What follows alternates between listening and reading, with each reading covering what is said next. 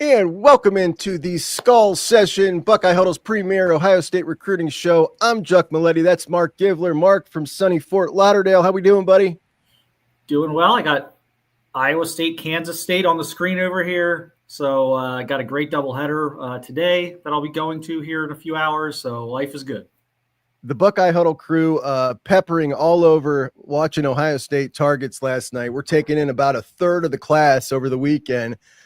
Which is pretty cool that we're able to get so many doubles, as you have seen so far this weekend, and talked to both Simeon Caldwell and Corbin Forom from Jacksonville Bulls. And I want to start there.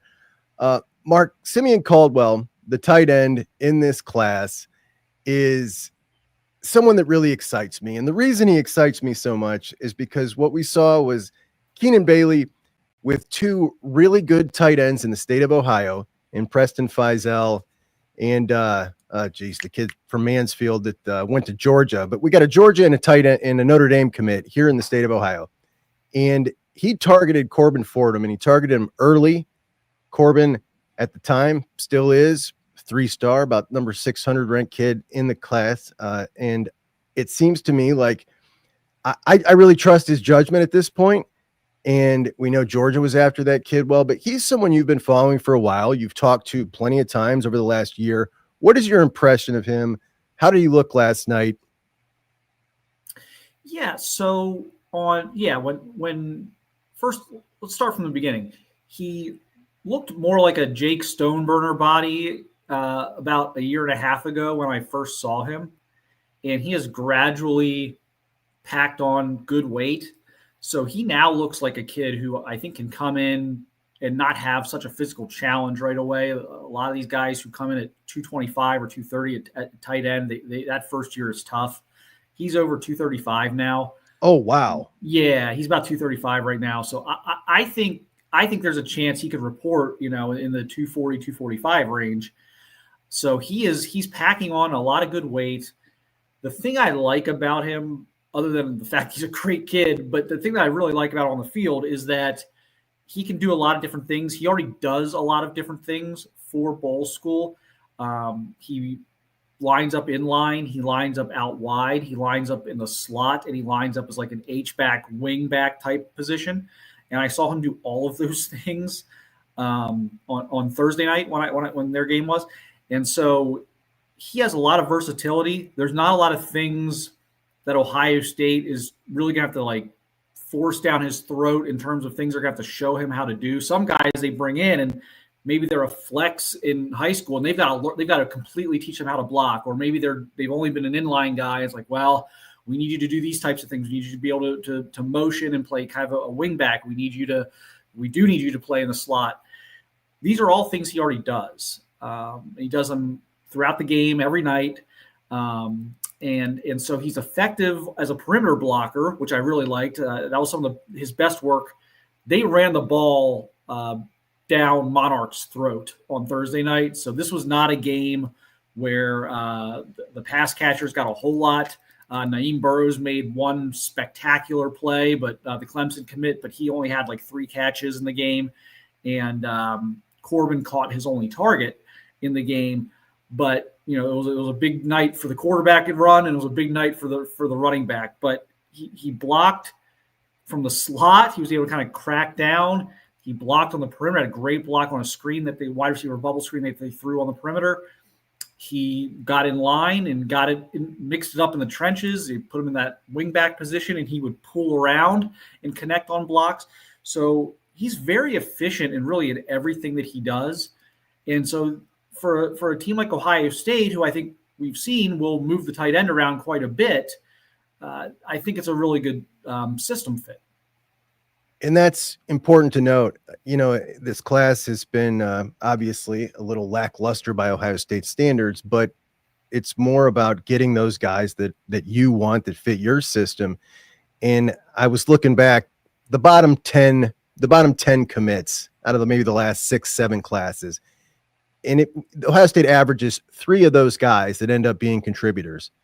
And if this class ends up going more than 3, then it ends up being a victory. And it doesn't matter if it finishes 10th or 5th.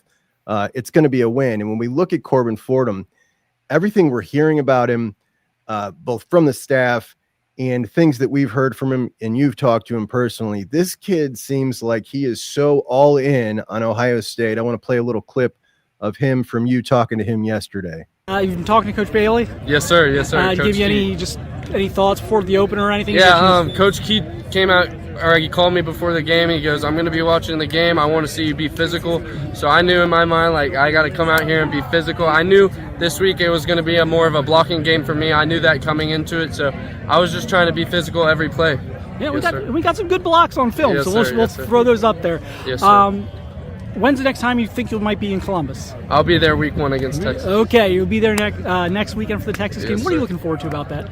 I just want to go and get closer with the guys that are committed and keep building the relationship with Coach Day and Coach Key, obviously. But me and Coach Key are pretty tight already. But just to get back and hang out and enjoy where I'm going to be home. Got a prediction? Ohio State's winning. Okay.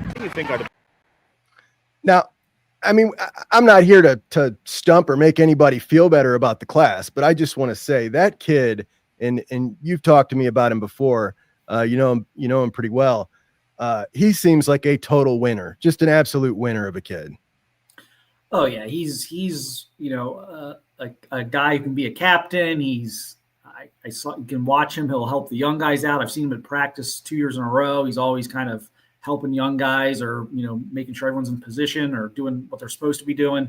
Talks to the team, after games, that type of guy. So he's a really good kid. He's a very talented football player. He works very hard at it. And again, I know everyone wants the tight end to catch 60 balls and be like this huge part of the passing offense, and that may very well happen this year with Max Clare. But he does a lot of those little things, and always talks about how much how seriously he takes blocking and technique and things like that. And I think that was something that actually really sold Ohio State on him when he camped 2 years ago. Was they put those guys on the sled, and he really worked hard at that and embraced that. And I think a lot of young tight ends, when that blocking sled comes out, that's not what they want to see. But he really embraced that part of the camp workout. And he's just, again, he's one of those kids that if you tell him, just tell him what he has to do, and he's gonna work as hard as he can to accomplish that for you. In addition to that, Mark, I want to say, man, you interviewed him just on the Southern Swing. He said he was 227 at that point. So he's been really beefing up even since then. Like, that is a short amount of time frame that he's already up in the high 230s. So this kid, I mean, he could really be something. That's the point here. And of course, you also talked to very highly rated Simeon Caldwell, who is the nephew of Tim Walton. And Simeon plays all over the place. What did you think seeing him live? Is this the second time you've seen him live now? First in a game. Okay. Third time I've seen him in person. Well, I shouldn't say that. I've seen him more than that because he came up to Ohio State to camp. So I probably 4 or 5 times in person, but all either in practice or camp settings. So this was the first time in a live game. Aggressive, likes to get downhill, can go sideline to sideline. We kind of talked about this after the game. The thing I like about him the most in terms of his ability to translate to Ohio State is that he already, again, much like Fordham, he's not penciled into one spot. They will drop him 15 yards behind, off the ball. They'll drop him 15 yards off the line of scrimmage. They'll line him up as like a stand-up edge. They'll put him at Mike. They'll put him off the ball as like a kind of an off-ball linebacker. They will do a lot of different things with him, and so he pretty much knows their entire defense. So anything that needs to be done basically between the hashes, which in high school is a large part of the field, he's able to do, he's able to recognize, he's able to understand. So he's got a very high football IQ, which should not be surprising coming from a family he comes from. But that was on display, and had a really good game. He had roughly a dozen tackles. Wow. It was, so he made a lot of good plays out there, plays with great energy. I don't see how his frame doesn't take him to linebacker and make him more of like an outside linebacker that can kind of cover tight ends and do things like that. So we'll see what he did. They're talking about starting him at safety. I'm not going to die on this hill. I probably wouldn't do that. I would probably just say, look, you're going to be a linebacker. Let's just make you a linebacker. But again, there were some things there that were really impressive to me in terms of his recognition skills and his ability to run sideline to sideline and to come up and make plays and sure tackler. I don't know if he missed a tackle. I mean, I'm not saying he didn't. I mean, there may have been a play or two he didn't take the perfect angle, but I don't know that I can recall him actually missing a tackle. He was very, very sure tackling game for him. So, yeah, I think he's a guy who, when you think about what he's going to be in 2 years, which is going to be 225 pounds, I think there's a lot of upside there and a lot to like. He's certainly not going to fail because he doesn't work hard or doesn't understand the game or is a project. He's a very sound football player. Great length too. And now, was he lining up mostly at outside linebacker? That's what I noticed a lot from his film. Yes, a little bit outside. Yeah, I would say mostly Mike or outside. Okay. There's times he would drop immediately after the snap, almost back into a safety role. But yeah, he really is able to kind of move around and do a lot of different things. But yeah, he was very, I would say 80%, maybe 90% linebacker snaps. Okay. Not a ton of safety. And Mark talked to him after the game, guys, if you want to check that out on Buckeye Huddle. And one of the things that he even talks about is his versatility and how it's a big challenge. He's taking on a guard one play, the next play he's guarding a 5'8" slot receiver, and he seems to excel at everything. Ryan says, agree on Caldwell, just make him a linebacker right away. Don't waste time like we did with Styles. Give him more experience taking on blockers in the box. And of course, this is Mark famously owns this take about Styles. Definitely wanted to see him from day one up there and knew that eventually he would be at linebacker. And I tend to agree with that take, that it probably is advantageous to just because his frame, you look at his frame, man, this guy's going to be 225 and it's going to happen eventually. So that is what you've seen so far. Oh, I'm sorry. You also saw, you got to see Heritage last night in St. Joe's. Mm-hmm. You got to see the number one quarterback in the country, Dia Bell, who of course was a big Buckeyes target, ends up committing to Texas, then eventually rises up to now the number one quarterback in the country. And I'm telling you, Mark, I was seeing probably about halftime, a million tweets that the Buckeyes dodged a bullet, man. They dodged a bullet, not getting Dia Bell. This guy's terrible. He sucks. Of course, it was a nationally televised game. They were down 28-0, and then something changed. What happened? St. Joe's just completely took their foot off the gas. I don't know. The everything changed at about the halfway point of the third quarter. American Heritage ultimately wins the game on a last-second 41-yard field goal, which the kid absolutely drilled. I have no idea who their kicker is, but, I mean, that thing was good from 50-plus. Wow. Yeah, he crushed it. It was a beautiful kick. But yeah, Dia woke up a little bit. The offensive line started giving him a little bit more time. It was not a good first half at all for the American Heritage offense. They got bullied up front. Receivers, the quarterback, Dia and his receivers weren't on the same page. If Dia made a good throw, the receiver dropped it. If the receiver got open, Dia didn't place it well. Dia did fumble the ball twice in the first half. One was it was a wet ball. It rained fairly hard in the first half for a good chunk of the first half. So one just kind of slipped out of his hand. Another one was poor protection, and he got kind of drilled and fumbled. So it was just an unbelievable, just a comedy of errors, really, for American Heritage. And so I was shocked. Not that St. Joe's Prep could win the game, but I would have picked American Heritage before the game started. Mm-hmm. And for that to be like 21-0 going into half, I was like, this is nuts. Like, this is bizarro world. And then, yeah, like they stopped getting after Bell as much. I thought St. Joe's offensive line, for whatever reason, they were kind of punching American Heritage in the mouth in the first half. That seemed to stop. Just the whole physicality of the game changed. And St. Joe's was no longer the more physical, aggressive team American Heritage was, and American Heritage was able to score 3 rushing touchdowns in the second half. Dia came alive, led some very nice drives. made some nice throws, made some nice plays with his legs.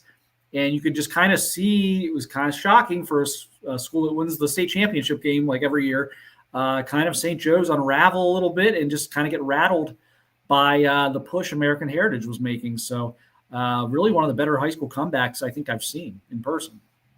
That's always electric. So on the other side, St. Joe's Philly. Of course, the Buckeyes have 3 alums right now on the team, and Keenan Nelson, a safety that came over from South Carolina in the spring last year in the transfer portal, and then freshman Isaiah West and Max Roy. But on that roster now is Marvin Harrison's little brother, Jet Harrison, who I saw a couple of highlights come out of the game. One was just I think it was called out of bounds, but an excellent toe tapper on the sideline. Looks a lot taller than he did last year, and physically it really resembles Marv the way he's moving now to me from what I saw in the brief clips that I saw. What was it like taking him in this year? Yeah, so I had seen him last year against St. Ed's, and so I think the biggest thing, he looks more filled out. He looks stronger this year.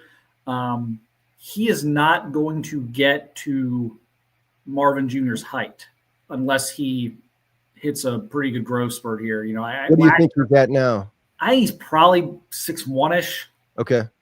I think he's probably going to end up around 6'1"-ish, 6'2" maybe. I don't, we'll see. Sometimes kids do hit later growth spurts, but just kind of watching him from last year to this year, this seems to be the range he's going to be in.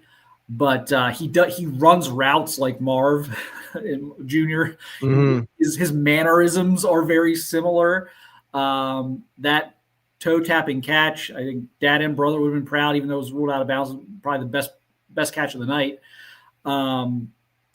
Had a slant late in that game that I actually thought might have been the biggest play of the game. It was a third down play, and he kind of got one of those crossing, those in-cutting patterns, and he was wide open. And the quarterback missed him, threw it high. I think it was high. I don't know if it was high and behind. From the angle I was standing, I couldn't tell if it was quite high or behind or high and forward, but it was high and wide. And had he caught that, there's a non-zero chance he actually scores. He actually makes a huge play because there wasn't really a safety in the middle of the field. So his guy who was beat had to kind of close down on him. And if that tackle is missed or if that angle is not taken properly, he probably scores. And that would have put St. Joe's up 14 late in that game. I don't think it was tied yet. I think that was the play that led to them giving it back to Heritage, who then scored to tie. I think that's my order of operations there is correct. But just a kind of a weird night for him where, he gets open. They miss that throw. He's not able to get the toe down on the toe tap on a phenomenal catch. The catch he made early in the game was tremendous. It was thrown high and hard, and he's going over the middle. He's kind of coming back towards it a little bit and just goes up and just snatches it beautifully. So all the stuff's there. Yeah. I left that game wondering, like, okay, I know they won last year, St. Joe's again, even though I watched them play St. Ed's, and I was like, man, are they going to win the state championship this year? And I guess they ended up doing that. I don't know that other teams will be able to expose this the way American Heritage can with their athletes and their speed and their disruptiveness up front. But there was a very serious problem. Once St. Joe's had to start throwing the ball a little bit, once American Heritage said, no, you're not going to run it down our throat and run this game out in the second half, they had a lot of struggles in the pass game connecting. I know Kyle McCord is probably not the most popular quarterback on this show right now, but they're a long way away quarterback wise from having a Kyle McCord on that team. And I do wonder like how that's going to impact them this year. But again, it didn't really affect them last year. Once they got into their state play, it affected them greatly against St. Ed's, where they had by far more talent than St. Ed's, but St. Ed's just beat them up and they couldn't make plays through the air. And I saw kind of the same thing this year, minus maybe the getting beat up part. I thought they were physically pretty good for 2.5, 3 quarters, but if they have to throw the ball, like I don't know, like American Heritage was equipped to be able to do that with the athletes they have. There's not a chance on earth if St. Joe's was down 28-0 to a team like that, they'd be able to flip the script like that. So that's going to be interesting for me to watch, is just kind of how productive Jet's going to be able to be this year, or if that was just a case of, the talent being so good for American Heritage where St. Joe's Prep, once they get into Pennsylvania, is going to have such a massive talent advantage in just about every game they play, where maybe that's just not going to matter. So that a future potential Buckeye does have his Buckeye offer. But let's talk about some definitive future Buckeyes wide receivers that you'll be taking in today. And that, of course, Chris Henry Jr. and Kayden Dixon Wyatt, as you will be seeing Mater Dei playing down in Florida today. Who are they taking on? How juiced are you for this one? Yeah, St. Thomas Aquinas. They're playing a road game. So this is going to be really big. And just quick note, I saw Justice Fitzpatrick yesterday. Thomas Aquinas star corner on crutches. So yes. So that is, if you're an STA guy, that's not good. That is not what you want to be seeing right now. So I don't, I'm not going to sit here and say there's no way he's playing. It didn't look like someone who was going to play today. I didn't want to go up and kind of run up on him, like, hey, what's going on here? But yeah, he was on crutches and had something on it, a cast on his foot. So that's the top 100 cornerback that committed to Georgia for everybody. Yeah, so unless someone was pulling off, like, unless he was pulling some crazy trick on everybody, I don't think he's playing today. So that's going to be fun. But yeah, I'm so looking forward to this. It's going to be one of the games of the year in high school football, I think. And that kicks off in like 2.5 hours. So I'm going to be heading over to that. Brock Boyd and South Lake won their opener against Midland, Texas, in a very big game. And Boyd with 3 touchdowns, he was stellar again, as always. And then last night, our Kevin Noon at Buckeye Huddle went and took in Pataskala, Jaden Ricketts game. And we got a little clip, some highlights, and what Jaden had to say to them after the game. State fans are going to see from you as a player. My speed, for sure. My speed, my blocking. I'm a crucial blocker. I like to take credit for that. And I ain't going to let you touch my dude that's running the ball. So, yeah. Is that something that Coach Hartline talks to you about a lot, having to be a blocker? No, I don't think he has to talk about it. I think he knows. So, yeah. What just looking at a player that's on the Ohio State team now, describe what you see when you watch Jeremiah. Jeremiah? I see greatness, really. Like, he's really I don't know how you come in as a freshman. Like, you're 18-year-old on a field with some, like, grown men. Like, not just, like, 18-year-old men. Like, they're 22, 21. It's crazy he could do that. It inspires me. Like, I'm really excited to work with him. Yeah, you mentioned that inspiration. How special is it to see what they've done at wide receiver and know they want you to be part of that? That's really special to me. Makes me feel like all this work I put in really paid off. What is it like to be in a recruiting class with 5 wide receivers? We're going to push each other, I'll tell you that. It's a full room, but we're going to push each other. Do you like that? Like, is that something you like? I love competition. I promise you, I'll step up to Jeremiah's level. There you got it, Mark. I'll step up to Jeremiah's level.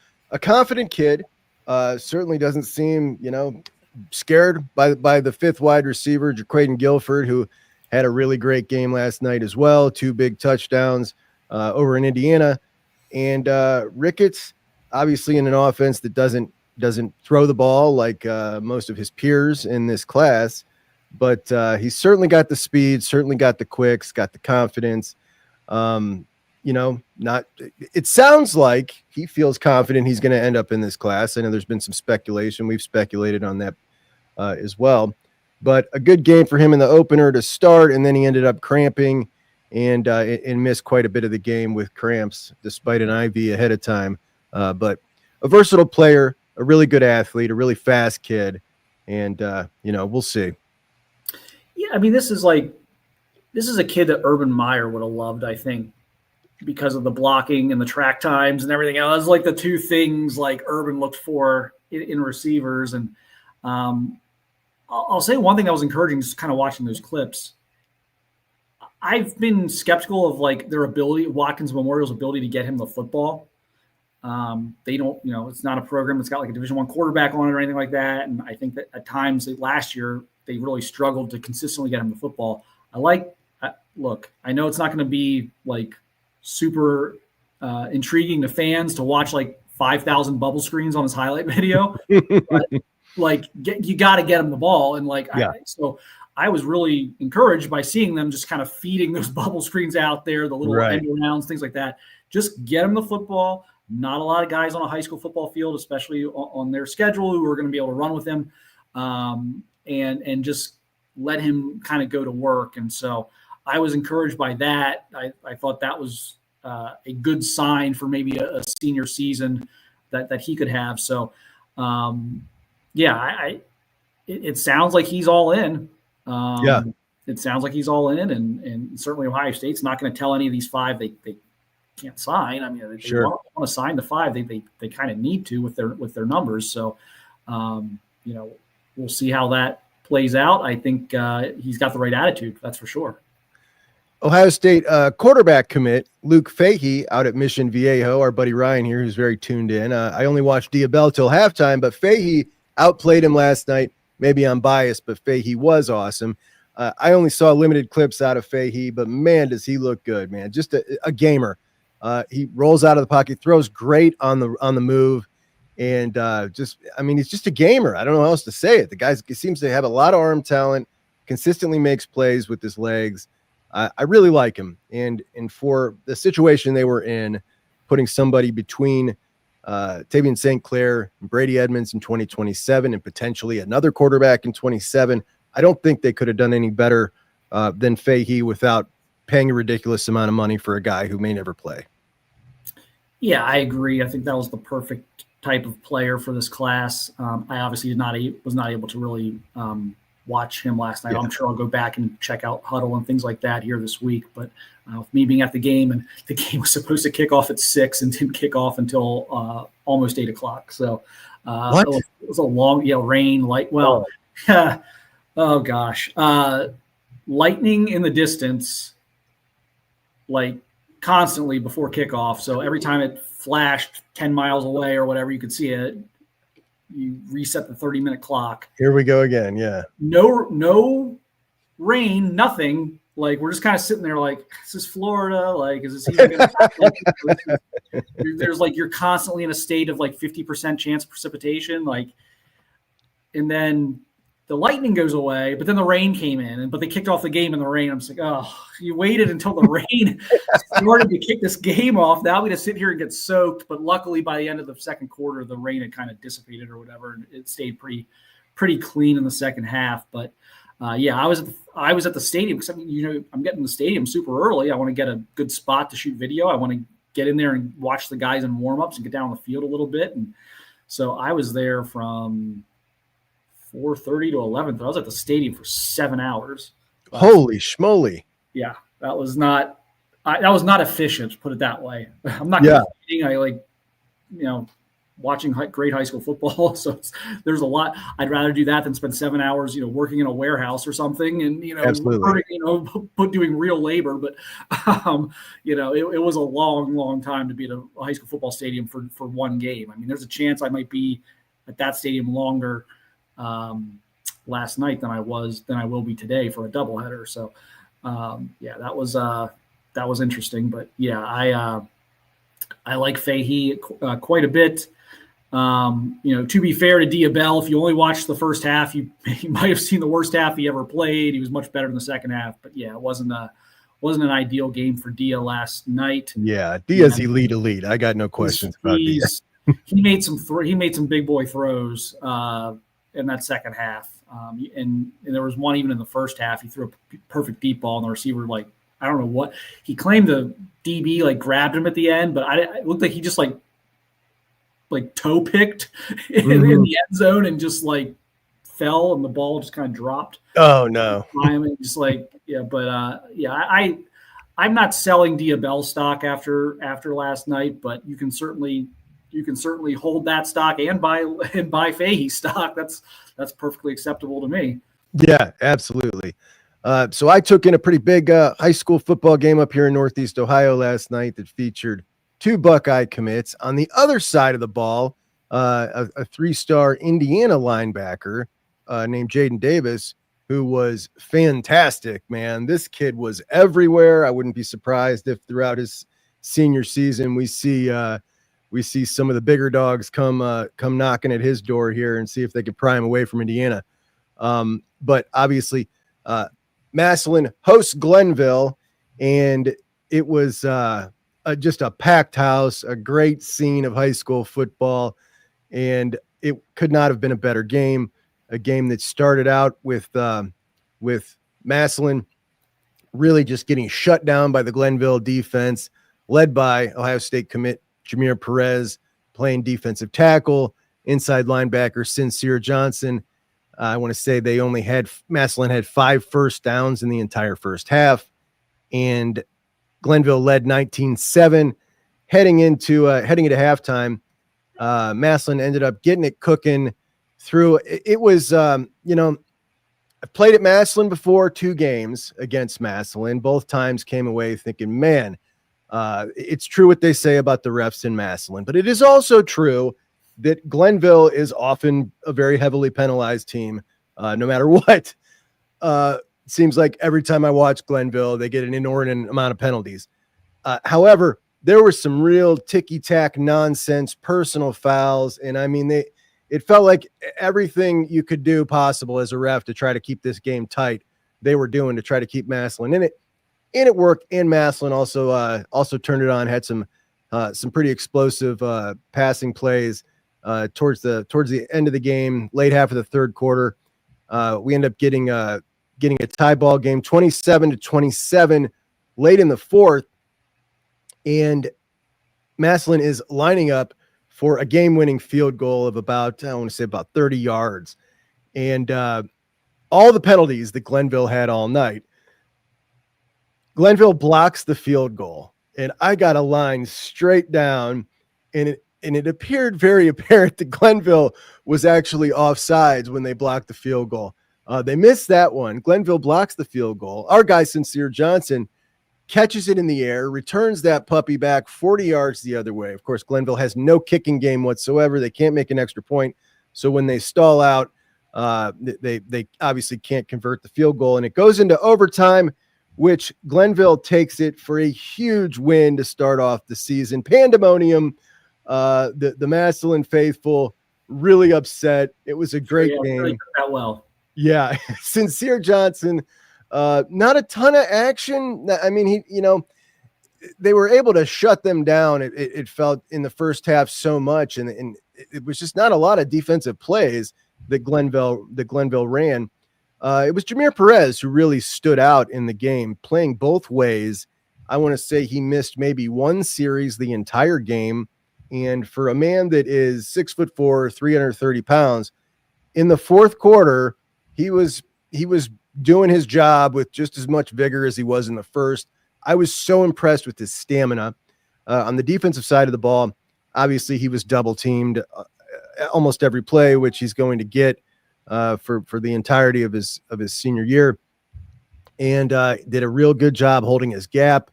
Obviously got a lot of technique to work on, but everything that I wanted when I saw that this kid existed, first off, and he just kind of popped out of nowhere to me, like, yes, that is something that I don't care what he's ranked. That's a body we don't get often.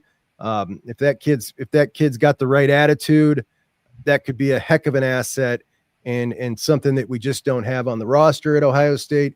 So really excited about him, and now seeing him in person, just as excited as I was before. And Cincere, not a huge game by his standards, but we all know what he is. The guy's great. He's got some things to work on with some technique and keys and things, everything he's going to learn with James Laurinaitis. But one thing James Laurinaitis does love is captains. And I'm not sure if Cincere is officially a captain, but it is very clear that he's the team leader. I was on the Glenville sideline. They look to him, and he's great at what he does. And a really impressive showing from Buckeye commits Cincere Johnson and Jamir Perez, the big win at Massillon to start off the season. Yeah, that's a great win for Glenville. I'm Yeah. not sure I would have anticipated that. I think it bodes very well for them this year in terms of what they're going to be and their potential for, getting back to a state championship game. And, to your point, I was most curious what you were going to say about Jamir Perez, because I've seen Cincere play countless times.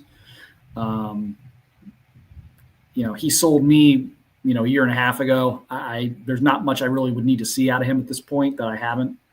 And, Perez would be kind of the, okay, what's he going to be type question for me. And that's a good report. Certainly a good report on his conditioning, that he was able to play both ways against that level of competition. Right. So that's very positive, and I look forward to seeing them this year. Yeah. Ryan asks, my hope is Perez can turn into Kenneth Grant. Did it look like he had that kind of athleticism or not at that level? And I would say no, not at that level. I don't think he's ever going to be that superstar type of guy like Kenneth Grant. I don't think he quite moves like that. But that's we're talking about a really, really high standard right there when we're talking Kenneth Grant. I do think he does have some athleticism. Plays with his pads really high on both sides of the ball, and that's something that they'll correct when he gets to Ohio State. But he's got the want to. The kid loves football. He loves to bang heads. That's very apparent. And when it comes to big guys, sometimes that's half the battle, as a lot of them just kind of get pushed into the game because they're big and they got a future. And that's not the case with him. This kid loves to play ball, and it's really apparent. He's got thighs as big around as your waist, and he's got everything you'd want, man. In a player of that build, I'm just really, really excited about him coming out of that. But he's a 3-star guy, and he's accurately, it's accurate. He's got some development to be had, but it's a great lump of clay for Larry Johnson and the crew to work with, and I'm really excited about both of those guys. Was a really exciting game. Really, really happy I was able to go. We've got Ryan says, Mark, get your eyes on St. Thomas Aquinas quarterback Jaden Kerry visiting Ohio State this fall for the 3rd time. I'm not aware of him. Mark, you aware of him? Well, I will be getting plenty of eyes on him because he's going to have quite a task trying to handle the modern day wide receivers. And if Justice Fitzpatrick is out as he appears to be, that's going to be a very, very interesting matchup, interesting day for him. So yes, I'll get plenty of eyes on him. But yeah, Jaden Kerry's a guy we've heard about. He's a South Florida Express kid, 2027 kid. So young guy. So he is going to be put through it later today if the weather doesn't go nuts on us here. I think we're getting one of those quick 30-minute thunderstorms in South Florida right now, but that's okay. Clear out here. We got a few hours. Yeah. Get it all out of your system now. But that's going to be an interesting matchup for sure. And like I said, if there was any chance he was going to kind of hide today and let Justice Fitzpatrick take the bulk of the work, that doesn't appear to be in the cards for him. So this is going to be a great evaluation opportunity on Jaden Kerry. Who is your second game of the doubleheader, Mark? It is, before I blank, my old man brain kicks in. It is Chaminade Madonna and St. Francis Academy out of Maryland. Oh, Maryland. So Zion Ely, the number one. Yeah. Arguably. I don't know who's number one these days. I know he's been number one on certain services for a while. I think he still is, yeah. Number one for St. Francis, and then all those dudes at Chaminade Madonna. They've got, obviously they've got Derek Cooper, but they've got like 2028 kids that are going to be like high level. I think Ohio State's offered 3 or 4 of them already. Like as well as a safety, Jeremiah Smith's little brother. Yes, it's going to be interesting to get your eyes on him. I'll be really excited. I love this kid's film. Obviously, he's undersized, but he's a dog. He is a dog. I think I don't know. I'm not quite sure. Like I have to ask him about this, talk to him about this. I don't know if it's if being in Jeremiah's shadow maybe growing up, because Jeremiah's just been such a superstar the whole way. Jeremiah didn't just come out of left field at some point. Right. Everyone knew Jeremiah was baby Terrell Owens in 8th or 9th grade. I wonder if that's put a chip on his shoulder that like older brother gets all the attention, because he does. He's like a meaner kid than Jeremiah is. He's like I don't know. He's like a little like ball of energy. I am very excited to hear that. I'm going to be curious to watch him. It's going to be a really good matchup. Yeah. I can't wait to hear your report back from that one, which we will definitely bring to you guys, and we will reconvene at some point, probably later on this week. But we cannot get out of here, of course, without going over the Braylon Womack commitment. He commits to Auburn. The Buckeyes class now sits squarely in 9th place, as it was before. We've got USC leading the way still, Georgia right behind them, Oregon at number 3, Notre Dame doing a great job with Marcus Freeman now, and they are officially that kind of recruiting program now. It's pretty wild. A lot of people didn't think they ever could be that. They really are. Texas at number 5, A&M has purchased their way to number 6. Bama number 7 has done a really impressive job with that 5-star run they went on. LSU number 8, Buckeyes at 9, and Womack chooses Auburn, which is, not too surprising the way things have been going here. I've kind of talked this to death this week, Mark, but any other thoughts you got on this? Yeah, disappointing. I mean, there's been a couple, I think people have, it's first of all, not a great summer here on the recruiting trail for Ohio State. Not a great run lately.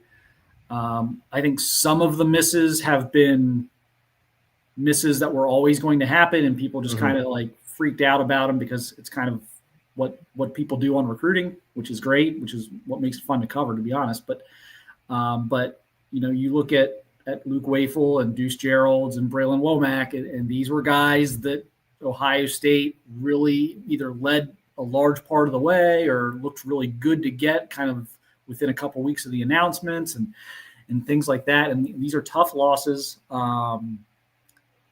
You really better hold off LSU for Blaine Bradford.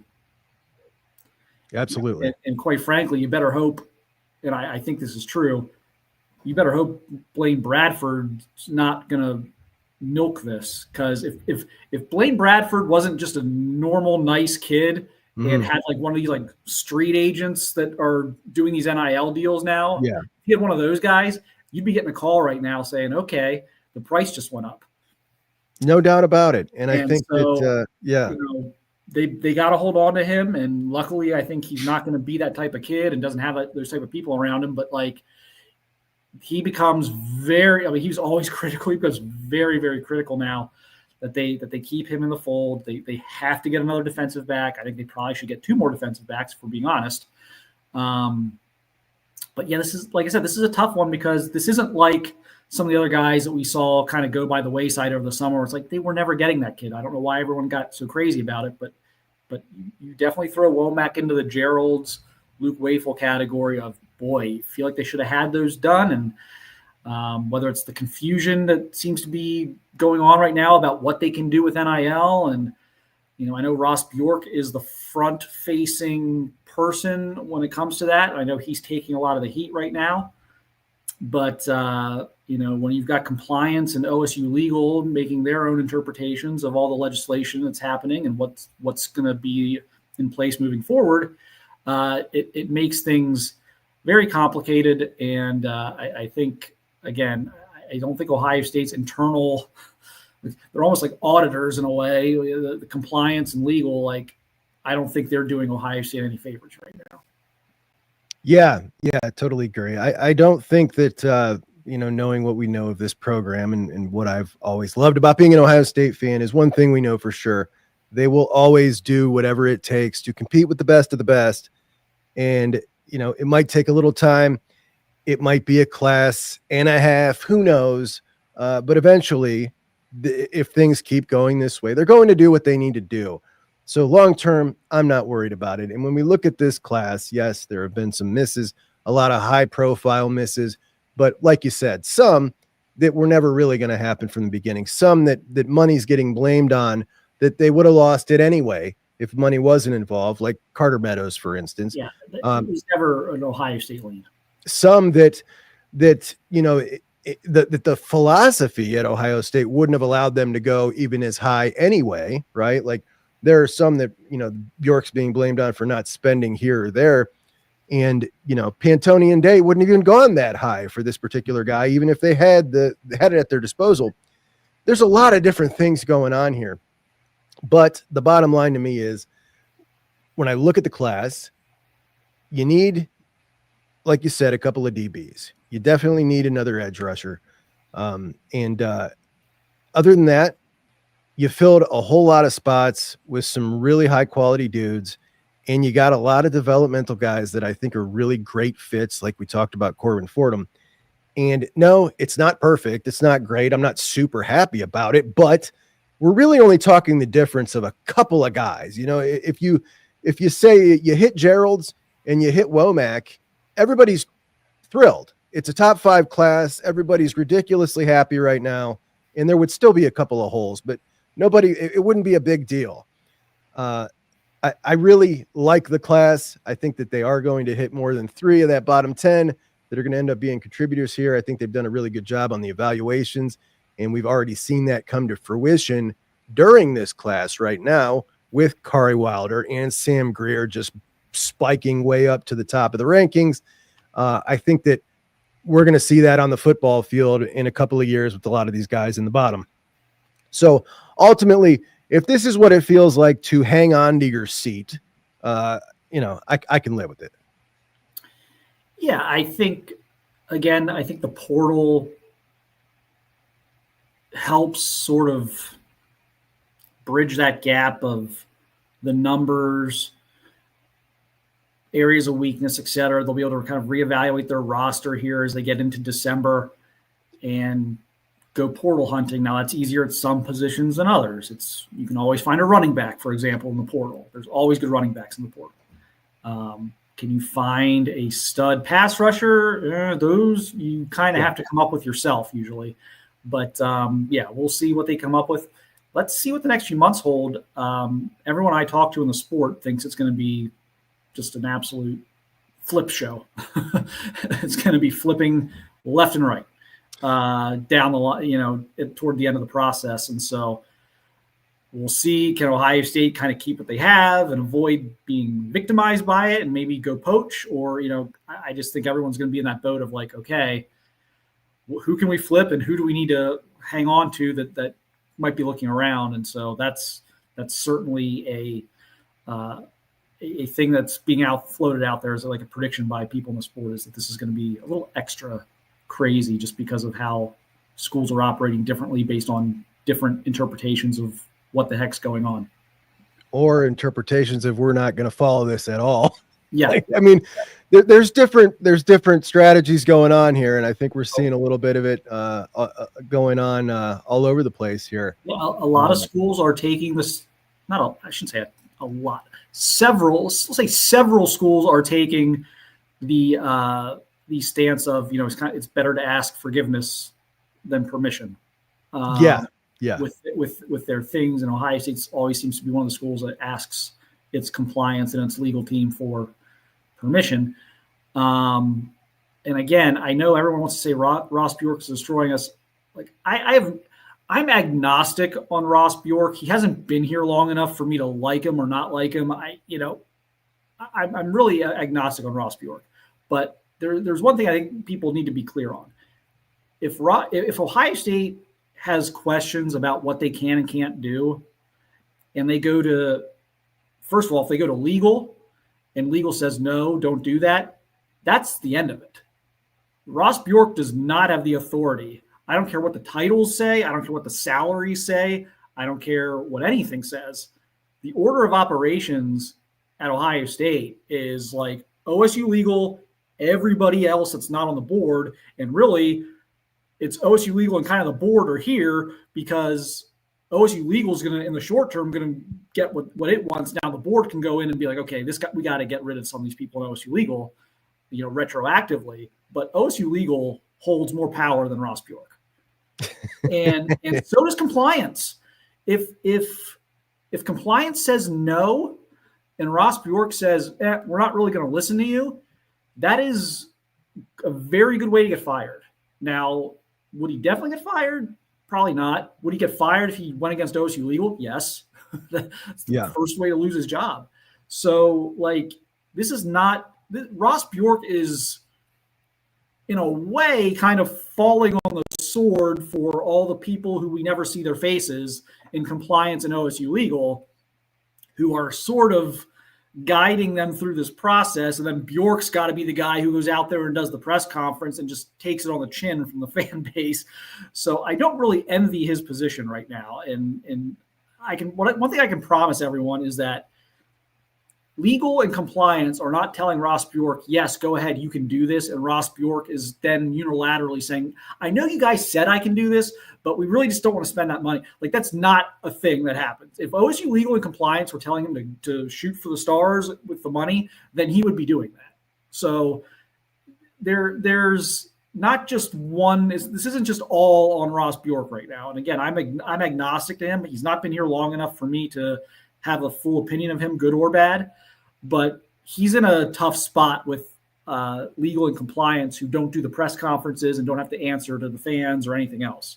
That's a fact. That is a fact. I think that he, did himself no favors getting involved on the ground floor with the CSC.